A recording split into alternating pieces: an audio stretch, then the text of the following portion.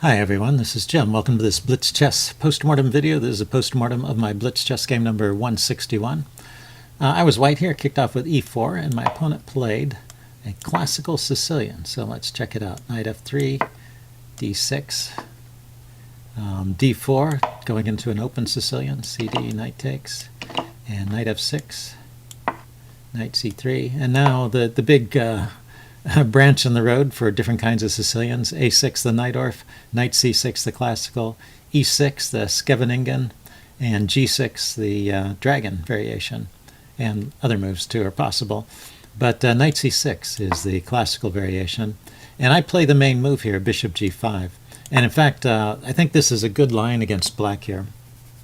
Although the chess engine, it's interesting to look at this with the chess engine. It's not impressed at all. Bishop d7 or e6. Okay, there, 0.12. Typical kind of opening advantage. Nothing too scary. But as the game goes on, I'll show you why I think this is good for white. And in fact, what I've been experimenting with is as black. I like to play the classical Sicilian, so I sometimes throw in the move h6 here before I play knight c6, just so bishop g5 is not possible. It's a slow move, so it's probably not best, but I've been playing that. Anyway, after e6, after bishop g5, my opponent plays e6, which is the main move. That's so the queen can take back here and not mess up the pawns. But this does create a weakness on d6, and that's the problem with this variation. So queen d2, preparing to castle queenside and put more pressure on the d file. And a6 is typical move here to stop a knight from coming into b5 and adding to the pressure on d6. My opponent plays a slightly rare move, knight takes, and of course I take back with the queen, and then he plays e5. And so we're pretty much out of the opening book at this point. Let's just look at the notation page. He's wasted a little bit of time since he played e6 and then e5, when in a lot of Sicilians you can play e5 with one go. And it looks like queen a4 check or bishop b5 check would lead to a good game. So I didn't play this, but let's check it out as an idea in future games. Queen a4 check, bishop d7. I thought, am I really gaining so much?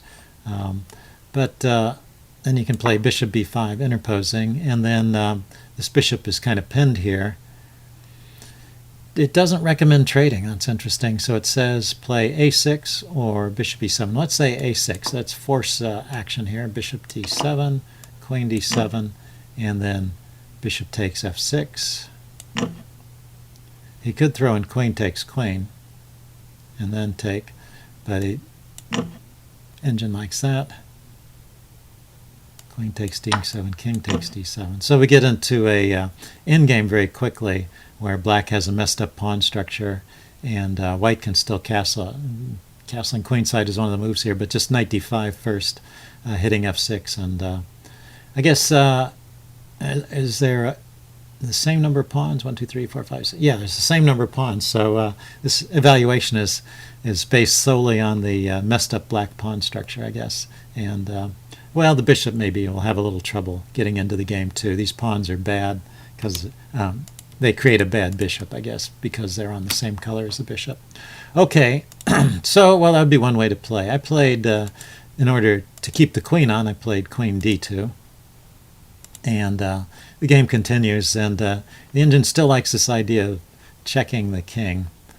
So I don't play that. Actually, I do eventually play that, but I play a few moves first. I have this basic idea of just putting pressure on the d pawn, and now it's so this bishop is contributing indirectly, because when it takes the knight, if the bishop takes back, it gets pulled away from the defense of the d pawn, and that's the problem I have with the whole setup, and that is true whether this pawn is on e6 or e5. So now I get to play my idea. I take the bishop, and so the main move here, and in many variations of the classical, is just to take back with a pawn. And a lot of times the black king just stays in the center. He never finds a safe home on either side of the board. So, to play this line, to play the main line, you have to be comfortable with your king in the center, basically. And then now bishop b5 is once again recommended. I don't play it just yet, but I get there eventually. Queen a5, and now I play bishop b5 check. So it might have been better playing it before, but what's interesting here is that the chess engine recommends king d8, so giving up castling. And as I was explaining, I guess castling is not going to help a lot anyway. But my opponent played bishop d7, so now I get to trade this light squared bishop, which is a good piece for black. That was sitting here on the light squares, peeking out between the holes in the formation. So he's left with his bad bishop, and I've got his good bishop. So he takes back. And now I play rook h to f1.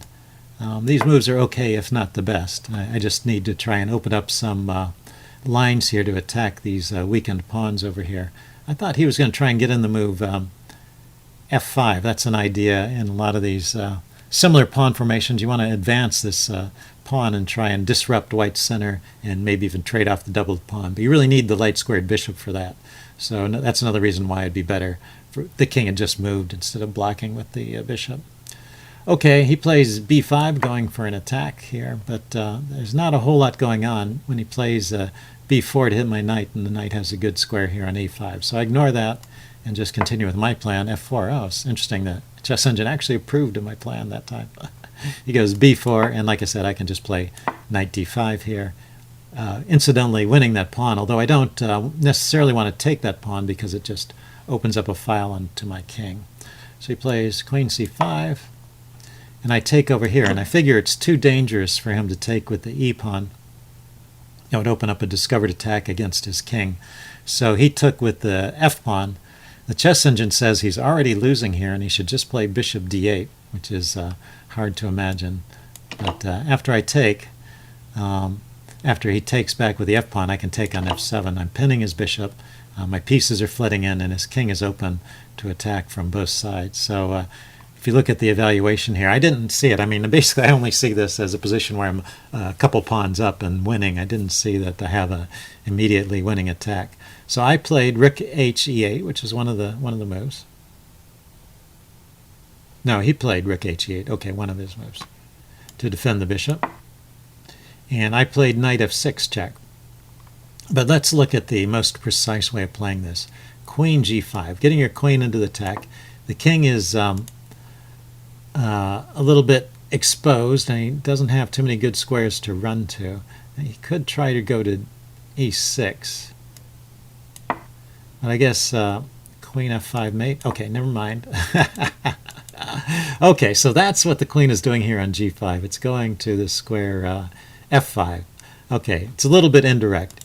You know, when you're over here, you see the queen doesn't come out with any checks, so you don't always think of the queen move here as your first choice. The knight here check is a more obvious choice, but the better move is queen g5, getting it in position to deliver some fatal attack.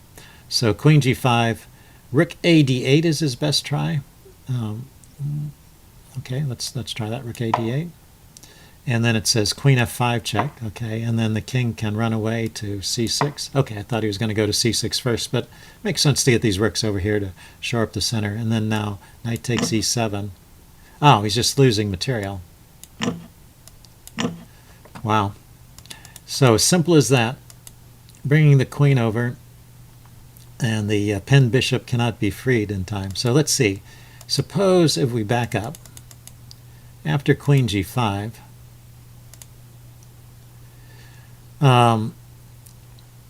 that was rook a d8 we tried. How about if the king tries to unpin immediately? You want to unpin this bishop. Oh, you're just going to lose that bishop.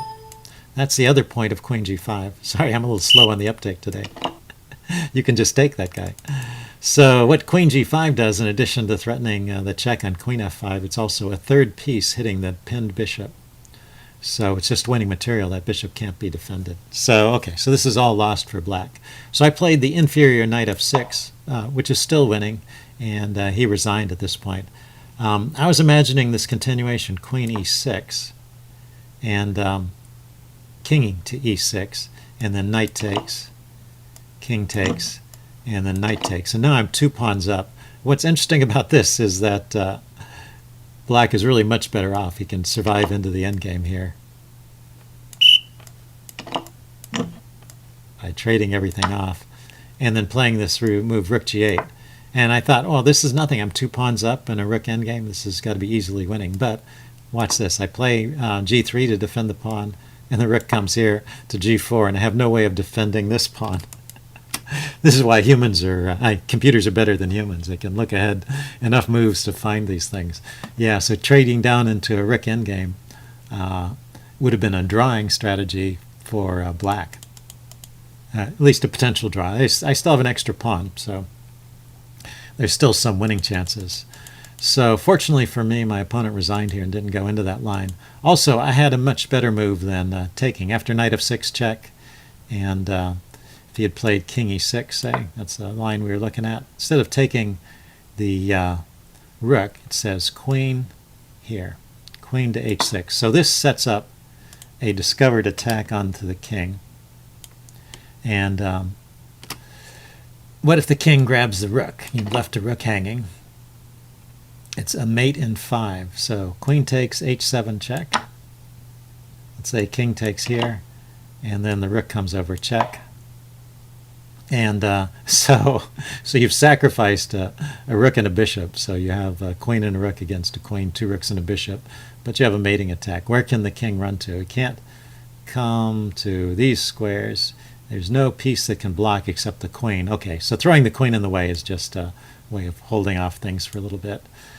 So the king could go to g5, and then rook f5 check is going to lead to a mate. There's only one square the king can go to. Yeah, can only go here, and then the queen here is a mate. So where else could the king go after the rook f1 check?